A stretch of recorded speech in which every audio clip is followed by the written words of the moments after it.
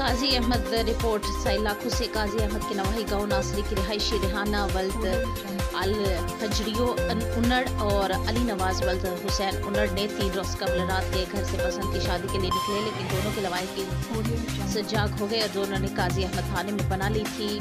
यहाँ दोनों फ्रीकैन के लवाहिकीन थाने पहुंच गए, ताहम काजी अहमद पुलिस ने सुबह को लड़की रेहाना उन्नड़ को सिविल कोर्ट काजी अहमद में पेश किया और नौजवान अली नवाज को अदालत में पेश नहीं किया गया, जबकि लड़की को जज के सामने पेश किया गया। जहाँ लड़की ने बयान दिया कि इसे अपने रिश्तेदारों से जान का खतरा है और तहफ़्फ़ुज़ की अपील की, जिस पर जज ने पुलिस को हुक्म दिया कि लड़की को दारुल ईमान भेज दिया जाए। कोर्ट के बाहर लड़की रेहाना उन्नड़ ने सहाफ़ी को बताया कि पुलिस ने मुझे अदालत में पेश किया, लेकिन जिस नौजवान के साथ मैं शादी के लिए घर से निकली थी, इस लड़की अली नवाज कोर्ट में पेश नहीं किया।